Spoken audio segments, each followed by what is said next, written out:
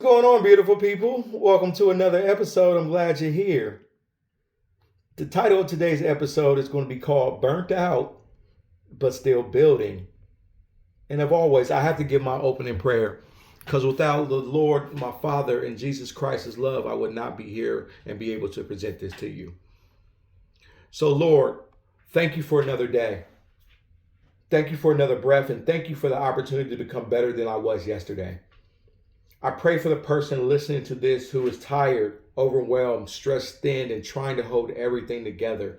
I pray for the business owner. I pray for the parents, especially the ones sending their kids off to school today. I pray for the kids going into a new year. I pray for the dreamer, the one who keeps showing up even when they don't have anything left in their closet. Give us wisdom to know when to push and when to rest. Give us strength to keep building, but also the humility to admit when we need help. Help us not to confuse exhaustion with failure. Help us to not confuse being busy with being fruitful. Guide this conversation, Lord. Let it meet somebody exactly where they are. And I give you this prayer in Jesus' name. Amen. Now, as always, I always give a listening question on every episode. So I hope today's listening question will be something that you can ponder and be able to answer in the comments after you watch the entire thing. So today's listening question is very simple. How do you keep building a business or chasing your goals when life is already wearing you down? You have everything going on, but then you want to throw being a business owner on top of that. And I think the question is real because a lot of people talk about discipline, consistency, and ambition, but not enough people talk about what it feels like to build while you're just exhausted. Not lazy, not unmotivated, just flat out tired of the everyday mundane process of needing to do it. And there's a difference between just being lazy and being tired. So, this is Hear This with Ferris Roach. This is just me working through just thoughts I have in real time and I write them down. I'm just listening to myself. And if this helps you, I am so excited that you're present to hear this. Now, I always got to give a disclaimer. Listen, before we go any deeper into this, let me say this very, very clear. I'm no professional. I don't have any degrees. The only doctor I own is Pepper. I have not mastered anything. I have not mastered even being myself. I have not been a professional. I have not mastered the balance of what it looks like to be a business owner. I don't have the perfect mindset or even the perfect routine. I'm just walking through this because I know what it feels like to have a vision and fatigue at the same time. I know what it feels like to be excited about what you're building, but still wake up some days feeling like, man, I need a break from everything. Sometimes that's hard to admit because when you're building something, people expect you to always be on, especially me. Always being happy and smiling and always being motivated. When I go into a room, people tell me, oh, you don't seem like yourself if I'm not smiling. They expect me to always be selling, always be posting, always be networking.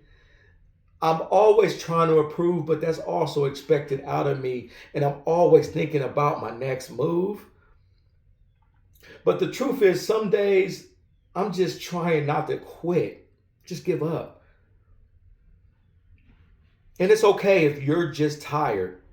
And I think there's a big difference between wanting to give up and then just needing to recover, just needing that just 30-second period. So let me kind of break down everything that I was thinking about as I was writing this episode. Burnout is tricky because it does not always show up very loud. There's not an alarm that says you're burnt out. Sometimes burnout is just not you breaking down in the middle of the day. Sometimes burnout looks like being irritated by the small things, and my wife knows about that. Sometimes it looks like procrastination. Sometimes it looks like not responding to messages because every message feels like another demand of your time. Sometimes it looks like physically being present but mentally checked out. When you're building a business, burnout can be even more dangerous because the business needs you more than anyone else, especially in the beginning of building this thing. You're the marketer of your business. You're the salesperson. You're the problem solver. You're the customer service department. You're everything that the business needs to be, and the vision has to go directly through you and cater through you. You are the one managing the relationships, following up, putting out fires, handling money, trying to grow, trying to learn, trying not to look like you're figuring it out as you go. Even though most of it is figure it out as you go. And on top of that, life doesn't stop because you started a business. I still need to be a husband. I still need to be a father. I still have bills that's going to come every month. Family still needs you. The marriage still needs attention. I still have to feed into what it took to be me and the blessings that are surrounding me. The kids still need the presence, even if some of them are grown and some of them are teenagers and they act like they don't. And friendships that I've built still requires me to put some kind of effort in. And believe me, the body still needs rest. My mind needs that peace that I rarely give it, even though it's begging for it.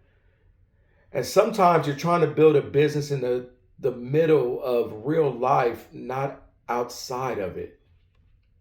I think that's where people misjudge entrepreneurship. They see the title, they see the logo, they see the website, they see the congratulation post, they see Ferris, you're doing such a great job. They're seeing the ribbon cuttings that I go to or am part of. They see the support my business message. They see me as a CEO, a owner. I love that title, but that's not who I am. They don't see the nights where I'm asking myself, did I make the right decision? And I do it constantly. They do not see when I'm trying to be strong for everybody, but privately I'm overwhelmed of everything I have to take on. Like my pastor said, I'm carrying all of this and not casting out to God. They don't see when the phone is not ringing like I thought it should ring, and I stress about it. They don't see when the phone is ringing too much and now I'm overwhelmed in a different way. They do not see the pressure of knowing what the dream is and how to still produce that dream that I go through every day. And the pressure becomes heavy. Building something sounds inspiring until you realize what you are building also needs to be sustained. Sustaining something takes a different kind of strength. Starting takes excitement. When I started this business, I was excited. But sustaining takes endurance. I got to keep on getting up and keep on running. The endurance is where burnout starts to get to you. It starts saying, you cannot keep this up. You cannot keep going at this pace. Sometimes burnout is right about that.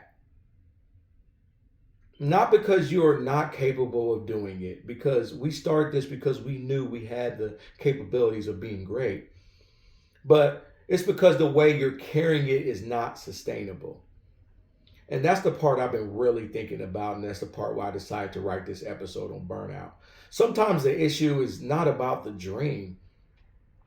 Sometimes the issue is the pace that you're going, trying to maintain to get to that light, that goal, that end. Sometimes the issue is not about the business. Sometimes the issue is that you have not created enough structure around the business to protect the person that's building it. You can be committed and still need boundaries. Matter of fact, you have to set up boundaries. You can still be ambitious and still be that go-getter, but you still need sleep. You could be strong, but you still need that support, and it's okay to ask for it. You can be called to do something and still need to take care of yourself on the way there. That travel time gives you that time to take care of and look at you. And I think that's where a lot of us get caught up. We think if we slow down that we're falling behind and the business is going to fail or go before us. But sometimes slowing down is what keeps me personally from falling apart. I'm gonna give you a quick personal story just so you can kind of relate a little bit. And this is really personal for me, and I try to share a piece of me with every episode I have. Because before I started building my own business, I spent over a decade plus in the corporate world. A decade plus of showing up, doing the work, learning the systems, hitting expectations, and being a part of environments where the work could feel slow, repetitive, and draining. You know, that cubicle life. It wasn't fun. And I do not say that to disrespect the work because a lot of people are great at it. I just learned a lot in those spaces. I gained discipline. I gained the structure I needed. I learned how business operated. I learned how to deal with people, pressure, processes, expectations, and accountability, all while all eyes was on me. But I also learned that burnout, what burnout feels like when you're giving all of your energy to a place that does not always see you as a person. I was a number a lot of times. There were times where I felt management cared about more than the number I was bringing in than the person producing the number itself. More about the reports that they had to run every week than the person behind what was generating those reports. More about the metric than my mental health. More about the output than the actual human being showing up every day trying to provide, grow, lead, and survive for their organization. And when you're in that kind of environment long enough, it does something to you, and it did something to me. You start asking yourself, is this life? Is this it? Is that paycheck really worth it? If you start wondering if all your energy is just going to build something where you can easily be replaced, it drains you. You start feeling like your value is attached to your performance, but your humanity is not being considered. And that kind of burnout is very different because it's not about just being physically tired, it's about emotionally being drained to your core. It's mental tiredness. It's the feeling knowing that you have more in you, but the space you are in does not have enough room for who you are.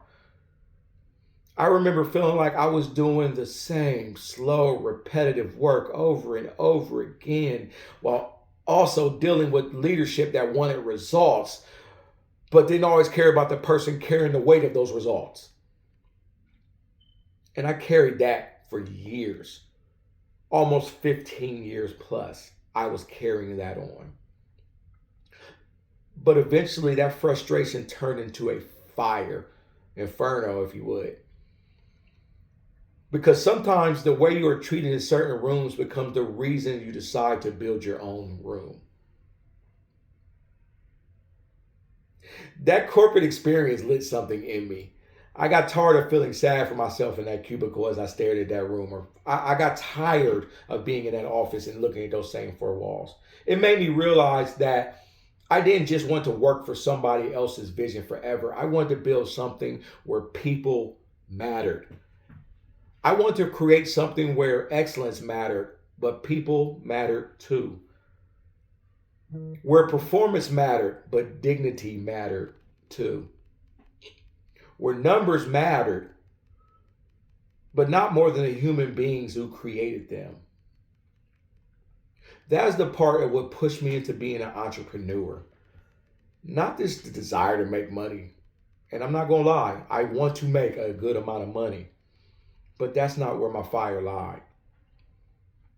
It's not just about the desire of having that ownership title, that CEO title of owning something, but it was a desire to take the lessons, the frustration, the rejection, and the overlooked moments, the burnout and disappointment, and turn all of that into fuel, not to just feed myself, but to feed others.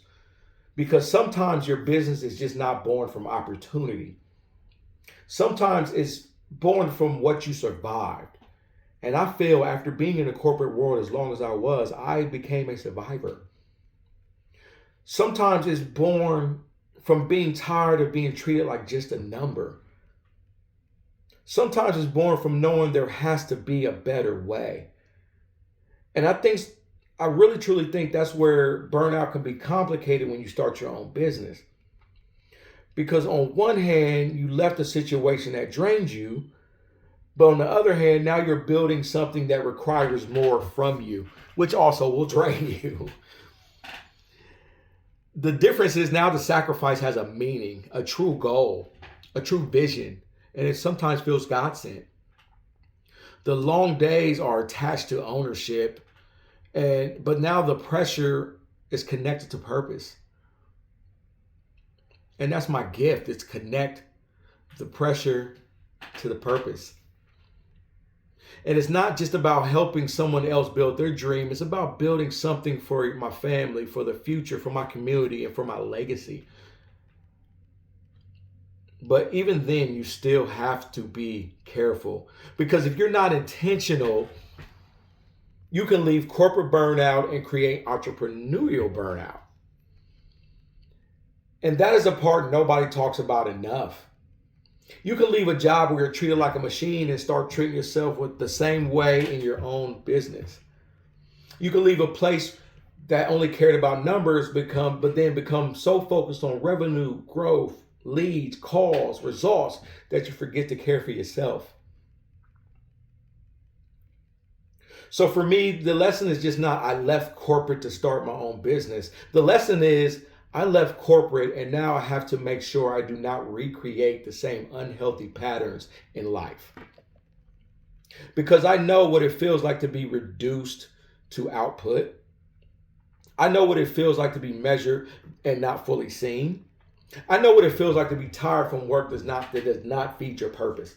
And because I know that feeling, I want to build differently.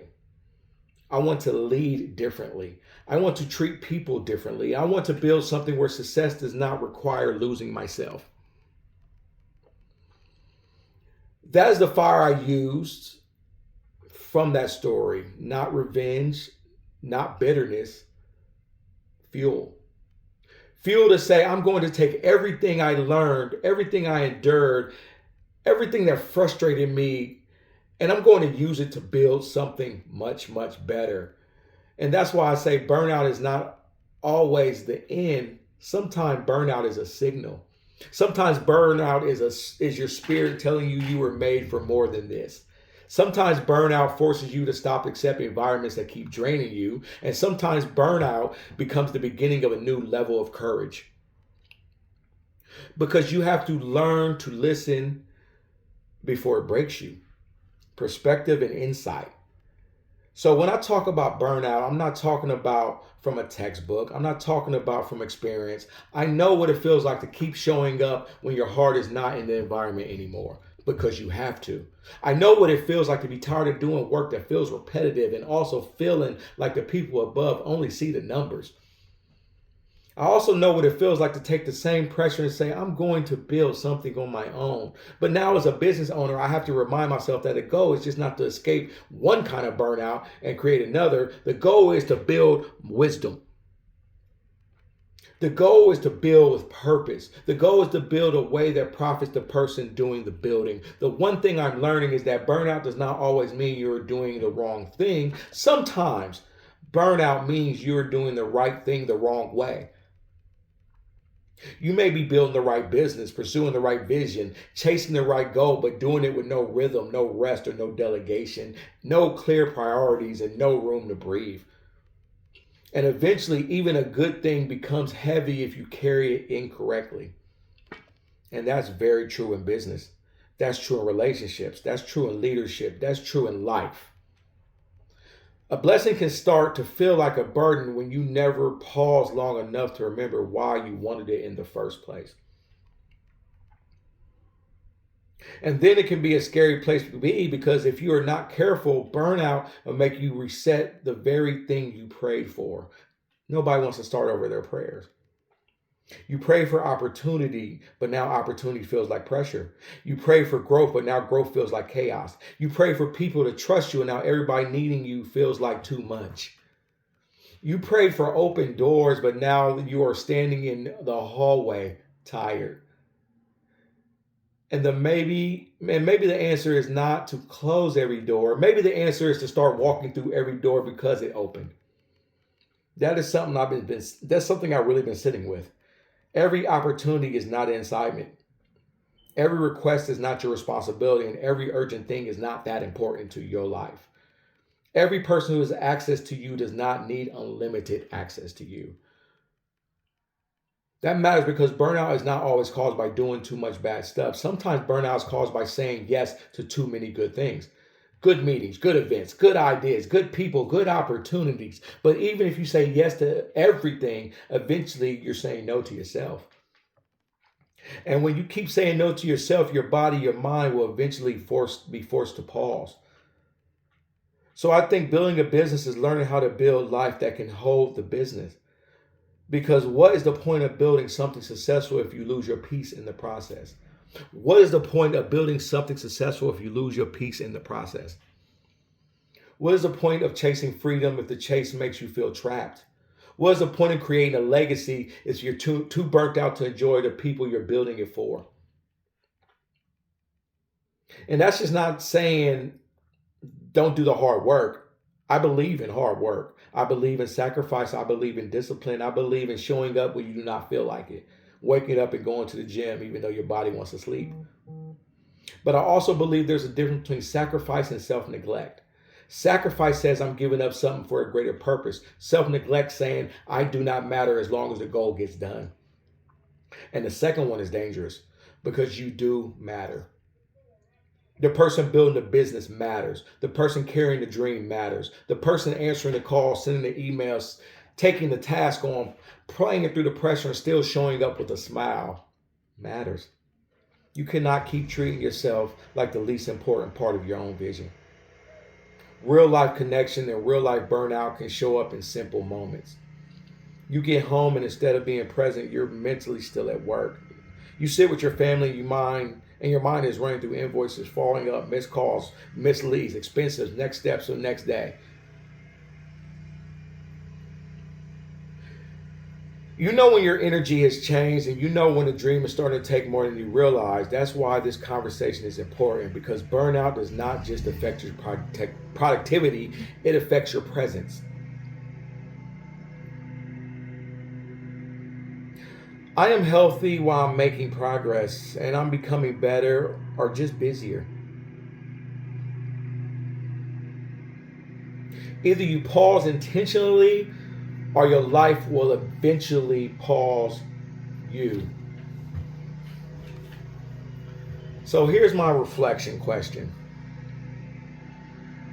I want to say this very clearly to close out, because this has been one of my longest episodes, but I've been very serious about this one.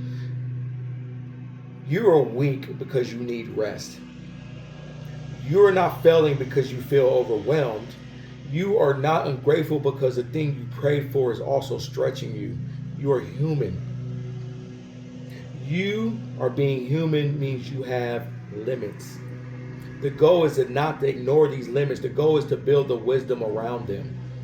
Maybe this week the move is not to quit. Maybe the move is to adjust, and adjust at your pace for your peace. Adjust your expectations, adjust your schedule, adjust who has access to you. Because sometimes the breakthrough is not about more effort. Sometimes the breakthrough is about better alignment. What part of my life or business is draining me right now? And what is the one honest adjustment that I can make before burnout makes a decision for me? Sit with that.